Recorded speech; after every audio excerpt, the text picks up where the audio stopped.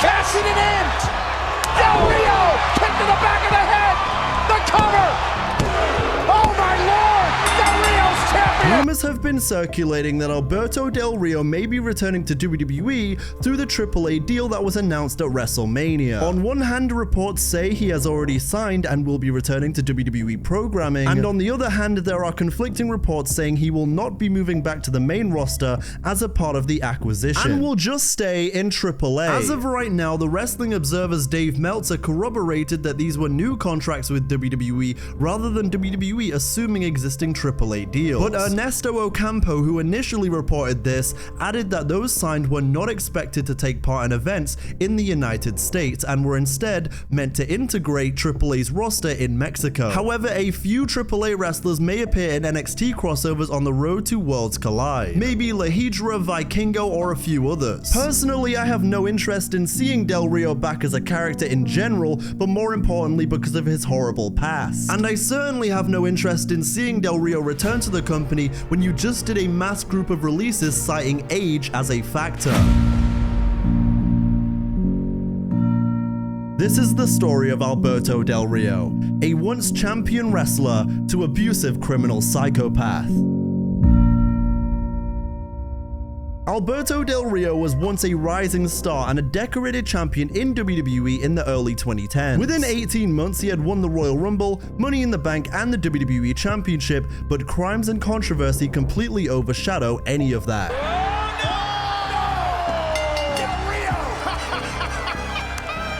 He'd go on to win the World Heavyweight Championship and have a run as a babyface too. WWE was looking for a new Mexican wrestler to sign to not only appeal to the Hispanic audience, but also echo the legendary runs of Rey Mysterio and Eddie Guerrero. In 2010, vignettes began airing on SmackDown featuring Alberto Del Rio as a wealthy aristocrat character. In 2014, after his first run with the company, WWE issued a shocking statement announcing Alberto Del Rio had been released. The statement from WWE cited unprofessional conduct as the reason for the firing. A social media manager working for WWE had made a racist joke, leading to Del Rio confronting him and slapping him. Now, in this situation, many applauded Del Rio and WWE looked like the bad guys, but everything that has happened since has proved he is indeed the scum of the earth. This incident began a run of negative press about Del Rio's attitude and professionalism, which was all coming to light. Soon after leaving the WWE, Del Rio was about to start working for another promotion, but of course, as you'll know, WWE has those 90-day no-compete clauses and 30 days for NXT. So Del Rio decided to take them to court and ended up winning so he could still compete the next month. After some time outside of WWE, he would return just over a year later to answer John Cena's US Title Open Challenge at Hell in a Cell 2015 alongside Zeb Coulter. Del Rio's won the United States title.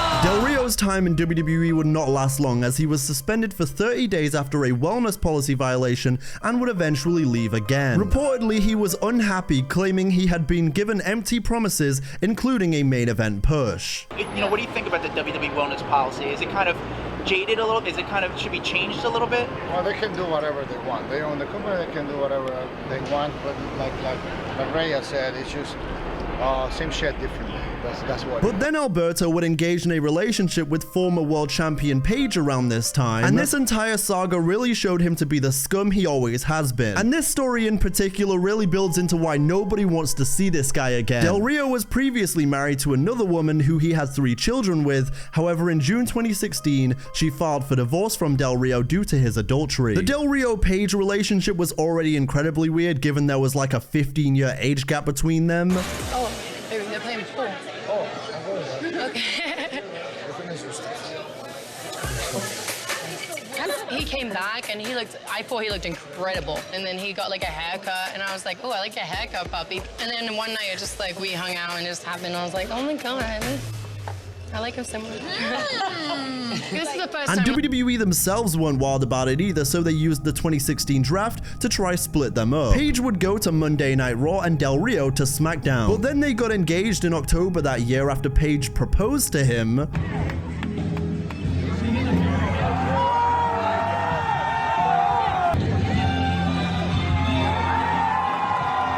But as we all knew, this was never going to last, considering the constant drama between them both, and especially Del Rio. It began with Paige being a victim of several personal videos and images being leaked, all leading to her eventually being suspended not once but twice for violating the wellness policy. It's been well documented how Paige was young and making a lot of life mistakes around that time. Yeah, I don't think he started coming, it was me first. How do you feel right now? Good. You didn't say no in front of everyone. He says no, and it's like, hey, no. Soon after, their relationship crumbled when both Del Rio and Paige were involved in a domestic dispute at Orlando International Airport, which caused Del Rio to pursue criminal charges against Paige. And as many of you will maybe have heard, there are audio recordings of these incidents. Let's go. Leave the cops. Stay out of my life. Leave me the fuck alone. You're trying to get away from you. All this time, yes, you deserve it. You just have to last to be in your face, not the water. You are pressing charges against you. The press charges, don't fuck press charges. It gets me the fuck away from you. It gets me the fuck away from you. But the Paige saga unfortunately doesn't end there, because years later in an interview, Paige revealed disturbing details of the abuse she suffered from Del Rio. And at the beginning, like, you know, you fight back when it comes to that kind of stuff. You're fighting back with this person and you're like, I'm not going to take this shit. This is not how I got brought up. You know what I mean? Right. But in the end, it becomes a cycle where if you fight back, it just gets worse, right? So then you go for a stage where you just, it's once every couple of weeks to once a week to every other day to nearly every single day where something is happening to you.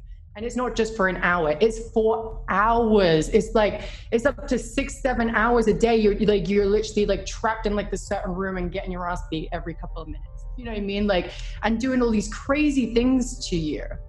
And it's like, it's crazy. I never thought I would ever be in that position in my life just because of the way I got brought up.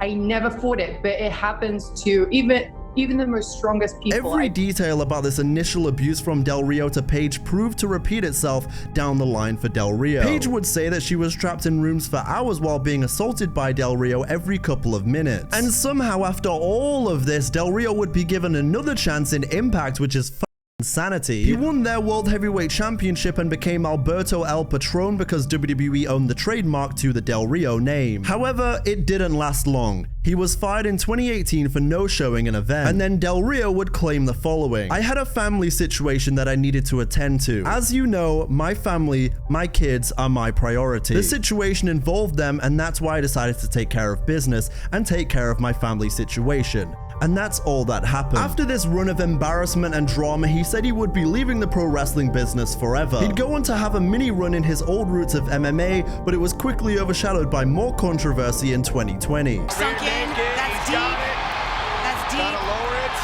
That's Alberto, face turning red. Taps out. Taps out. In May 2020, Del Rio was arrested after allegedly battering and sexually assaulting his girlfriend. The victim told San Antonio authorities that Alberto brutally sexually and physically assaulted her after accusing her of cheating and becoming angry when she would not admit to being unfaithful. He is said to have slapped her across the head twice before taking her downstairs to his bedroom, where she was slapped several more times, forced to wear a dress, and then dance for him. She alleges Alberto told her he would drop her son in the middle of the road if she cried. And I hope by now you're starting to paint a bit of an image of what a piece of shit this guy is. He was also accused of having tied her hands with boxing straps, putting a sock in her mouth, and sexually assaulting her for hours using various objects. He is said to have injured the victim by punching her in the back, and she said she could not remember much after he placed his hands around her throat. Del Rio faced serious charges, including 1 count of aggravated kidnapping and 4 counts of sexual assault. These allegations put him on the brink of being in prison for life if convicted. In October 2020, it was reported that the sexual assault charges against Del Rio had been dropped. However, the exact circumstances around why the charges were dropped were never clear. And despite claiming that he was leaving his previous troubles in the past, he claimed that he had damning footage that would ensure that Paige would lose her job. So in order for that not to happen, she would have to not talk about him. But then in a later interview, he spoke more about Paige. I have the power to take Paige out of her job in 2 seconds. I can bring out one of her videos of domestic violence and she would not go back to work. I don't have any interest in that. I continue to thank God that Paige broke the confidentiality agreement that we had. You know, you're lucky. You should be saying, thank you, Alberto, thank you, because the only reason why you still have a job is because I never exposed you. I never told the truth about what really happened.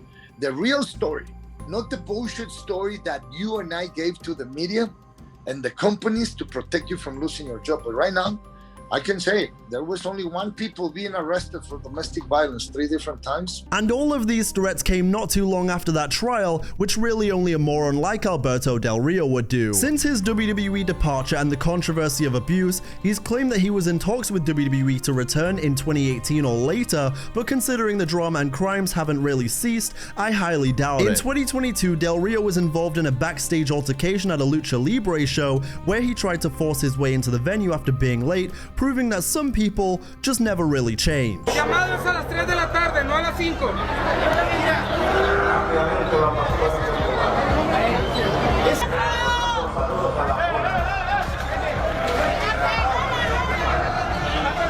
And then in December of 2023, footage went viral of Alberto Del Rio wrestling in a school gym. People really couldn't believe that he was now wrestling in front of like 30-40 people. The fall off was incredible. Once upon a time, a world champion hailed as the next big Latino legend in professional wrestling. Now, the fall off had become complete. Alberto's constant crimes and terrible reputation and attitude have made many popular wrestling promotions reluctant to work with him ever again. And I know it's a bit of a tornado on social media right now, but if I'm being realistic, I can't see them bringing him back right now, if ever. Would any of you want to see him back in WWE? And if they brought him back, what would you even have him do? And even if hell does freeze over and Del Rio returns to the company, he might be under the AAA banner, but between it being extremely bad PR for WWE and him being a constant self-destructor, I think he'll be gone before we know it.